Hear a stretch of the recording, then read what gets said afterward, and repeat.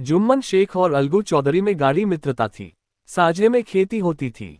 कुछ लेन देन में भी साझा था। एक को दूसरे पर अटल विश्वास था। जुम्मन जब हज करने गए थे तब अपना घर अलगू को सौंप गए थे और अलगू जब कभी बाहर जाते तो जुम्मन पर अपना घर छोड़ देते थे। उनमें न खान पान का व्यवहार था, न धर्म का नाता, केवल विचार मिलते थे।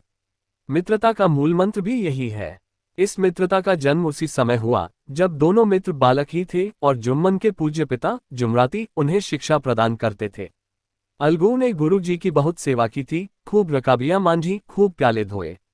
उनका हुक्का एक क्षण के लिए भी विश्राम न लेने पाता था, क्योंकि प्रत्येक चिलम अलगू को आधे घंटे तक किताबों से अलग कर देती थी। अलगू के पिता पुराने विचारों के मनुष्य थे। उन्हें शिक्षा की अपेक्षा गुरु की सेवा शुश्रूषा पर अधिक विश्वास था।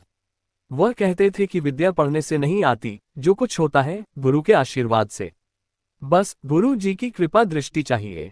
अतएव यदि अलगू पर जुमराती शेख के आशीर्वाद अथवा सत्संग का कुछ फल न हुआ तो यह मानकर संतोष कर लेगा कि विद्योपार्जन में उसने यथाशक्ति कोई बात उठा नहीं रखी। विद्या उसके भाग्य ही में न थी तो कैसे आती। मगर जुमराती शेख स्वयं आशीर्वाद के कायल न थे। उन्हें अपने सोटे पर अधिक भरोसा था और उसी सोटे के प्रताप से आज आसपास के गांवों में जुम्मन की पूजा होती थी। उनके लिखे हुए रहननामे या बैनामे पर कचहरी का मुहर्रिर भी कलम न उठा सकता था। हल्के का डाकिया, कांस्टेबल और तहसील का चपरासी सब उनकी कृपा की आकांक्षा रखते थे।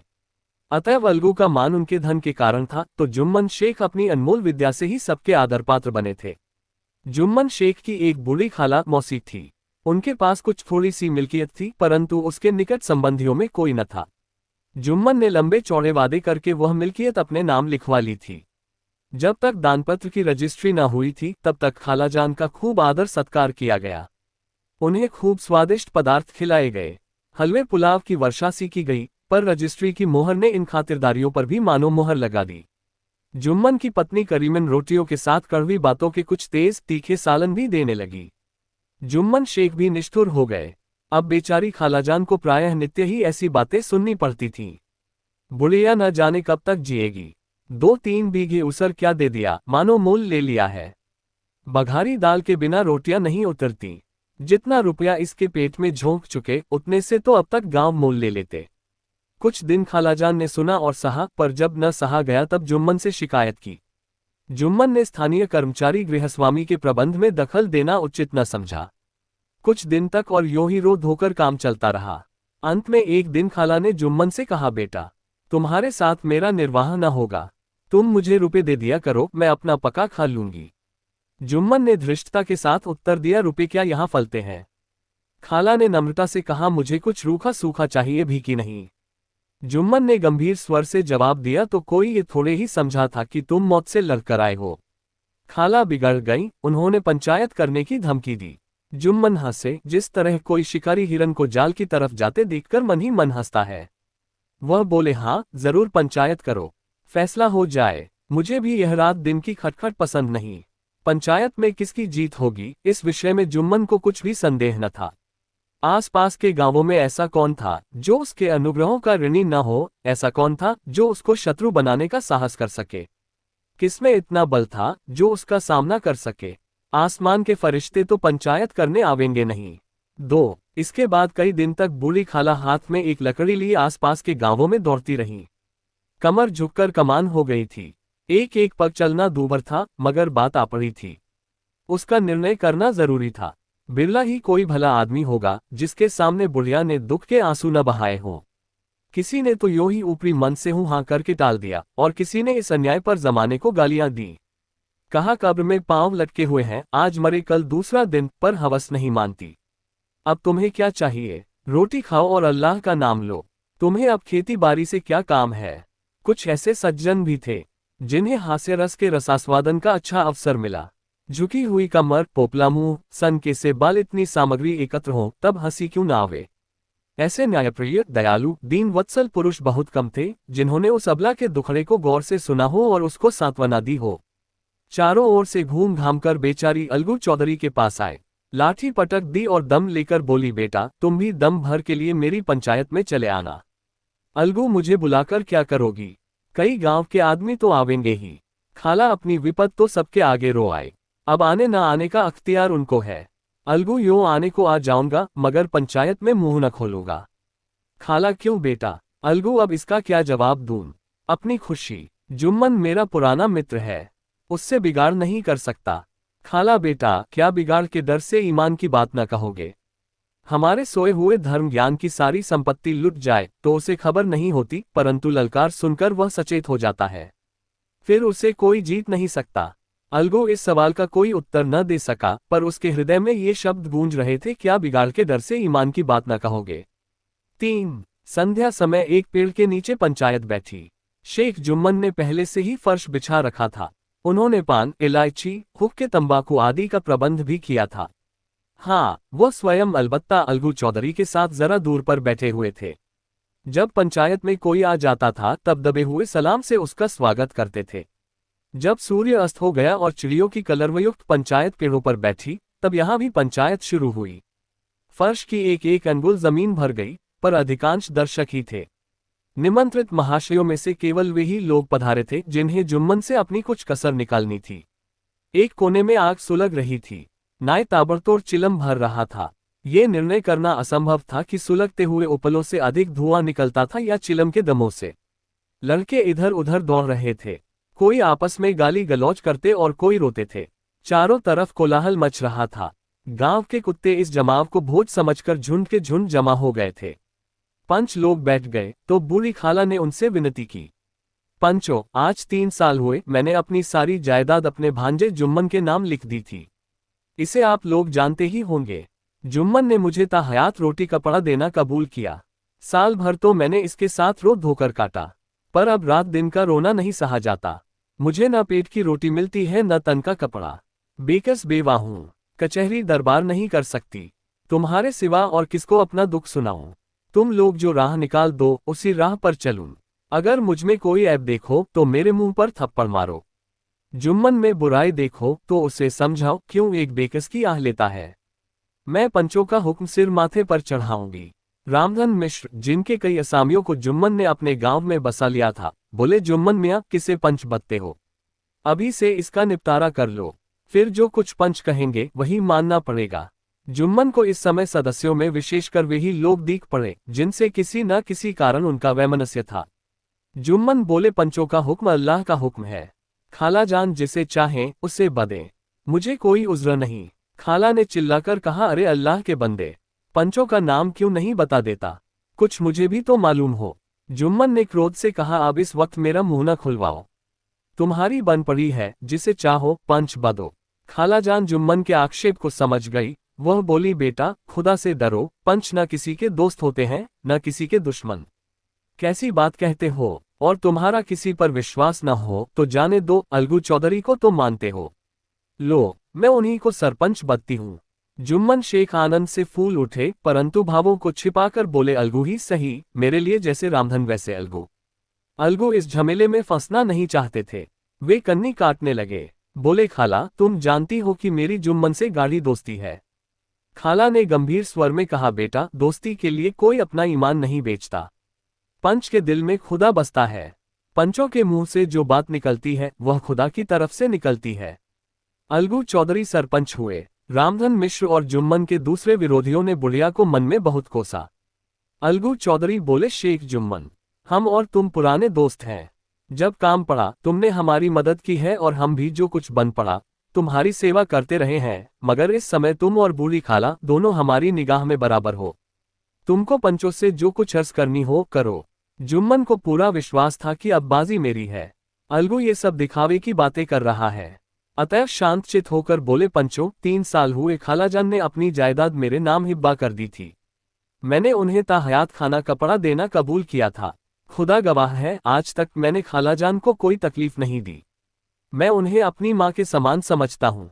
उनकी खिदमत करना मेरा फर्ज है, मगर औरतों में जरा अनबन रहती है, उसमें मेरा क्या बस है। खालाजान मुझसे माहवार खर्च अलग मांगती हैं। जायदाद जितनी है वह पंचों से छिपी नहीं। उससे इतना मुनाफा नहीं होता है कि माहवार खर्च दे सकूं। इसके अलावा हिब्बानामे में माहवार खर्च का कोई जिक्र नहीं तो मैं भूलकर भी इस झमेले में न पड़ता। बस मुझे यही कहना है। आइंदा पंचों का अख्तियार है, जो फैसला चाहें करें। अलगू चौधरी को हमेशा कचहरी से काम पड़ता था। अतएव वह पूरा कानूनी आदमी था। उसने जुम्मन से जिरह शुरू की। एक एक प्रश्न जुम्मन के हृदय पर हथौड़े की चोट की तरह पड़ता था। रामधन मिश्र इन प्रश्नों पर मुग्ध हुए जाते थे। जुम्मन चकित थे कि अलगू को क्या हो गया। अभी यह अलगू मेरे साथ बैठा हुआ कैसी कैसी बातें कर रहा था। इतनी ही देर में ऐसी कायापलट हो गई कि मेरी जड़ खोदने पर तुला हुआ है। न मालूम कब की कसर यह निकाल रहा है। क्या इतने दिनों की दोस्ती कुछ भी काम न आवेगी। जुम्मन शेख तो इसी संकल्प विकल्प में पड़े हुए थे कि इतने में अलगू ने फैसला सुनाया। जुम्मन शेख, पंचों ने इस मामले पर विचार किया। उन्हें यह नीति संगत मालूम होता है कि खालाजान को माहवार खर्च दिया जाए। हमारा विचार है कि खाला की जायदाद से इतना मुनाफा अवश्य होता है कि माहवार खर्च दिया जा सके। बस यही हमारा फैसला है। अगर जुम्मन को खर्च देना मंजूर न हो तो हिब्बानामा रद्द समझा जाए। ये फैसला सुनते ही जुम्मन सन्नाटे में आ गए। जो अपना मित्र हो वह शत्रु का व्यवहार करे और गले पर छुरी फेरे, इससे समय के हेरफेर के सिवा और क्या कहें। जिस पर पूरा भरोसा था उसने समय पड़ने पर धोखा दिया। ऐसे ही अवसरों पर झूठे सच्चे मित्रों की परीक्षा की जाती है। यही कलियुग की दोस्ती है। अगर लोग ऐसे कपटी धोखेबाज न होते तो देश में आपत्तियों का प्रकोप क्यों होता। ये हैजा, प्लेग आदि व्याधियां दुष्कर्मों के ही दंड हैं। मगर रामधन मिश्र और अन्य पंच अलगू चौधरी की इस नीति परायणता की प्रशंसा जी खोलकर कर रहे थे। वे कहते थे इसका नाम पंचायत है। दूध का दूध और पानी का पानी कर दिया। दोस्ती दोस्ती की जगह है, किंतु धर्म का पालन करना मुख्य है।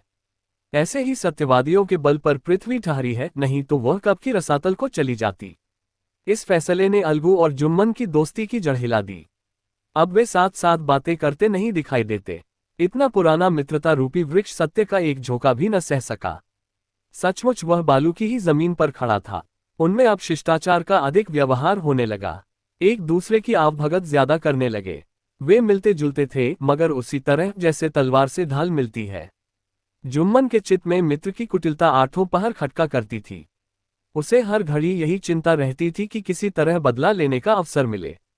4. अच्छे कामों की सिद्धि में बड़ी देर लगती है, पर बुरे कामों की सिद्धि में यह बात नहीं होती। जुम्मन को भी बदला लेने का अवसर जल्द ही मिल गया। पिछले साल अलगू चौधरी बटैसे से बैलों की एक बहुत अच्छी गोई मोल लाए थे। बैल पछाही जाति के सुंदर बड़े बड़े सींगों वाले थे। महीनों तक आसपास के गांव के लोग दर्शन करते रहे।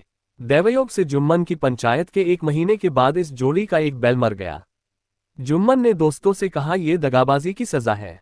इंसान सब्र भले ही कर जाए, पर खुदा नेको बद सब देखता है। अलगू को संदेह हुआ कि जुम्मन ने बैल को विष दिला दिया है। चौधराइन ने भी जुम्मन पर ही इस दुर्घटना का दोषारोपण किया। उसने कहा जुम्मन ने कुछ कर करा दिया है। चौधराइन और करीमन में इस विषय पर एक दिन खूब ही वाद विवाद हुआ। दोनों देवियों ने शब्द बाहुल्य की नदी बहा दी। व्यंग्य, वक्रोक्ति, अन्योक्ति और उपमा आदि अलंकारों में बातें हुई। जुम्मन ने किसी तरह शांति स्थापित की। उन्होंने अपनी पत्नी को डांट डपट कर समझा दिया। वह उसे उस रणभूमि से हटा भी ले गए। उधर अलगू चौधरी ने समझाने बुझाने का काम अपने तर्कपूर्ण सोटे से लिया। अब अकेला बैल किस काम का। उसका जोड़ बहुत ढूंढा गया, पर न मिला। निदान ये सलाह ठहरी कि इसे बेच डालना चाहिए। गांव में एक समझू साहू थे, वह इक्का गाड़ी हाँकते थे। गांव के गुड़ घी लादकर मंडी ले जाते, मंडी से तेल नमक भर लाते और गांव में बेचते। इस बैल पर उनका मन लहराया। उन्होंने सोचा, ये बैल हाथ लगे तो दिन भर में बेखट के 3 खेप हों। आजकल तो एक ही खेप में लाले पड़े रहते हैं। बैल देखा, गाड़ी में दौड़ाया, बाल भौरी की पहचान कराई, मोल तोल किया और उसे लाकर द्वार पर बांध ही दिया।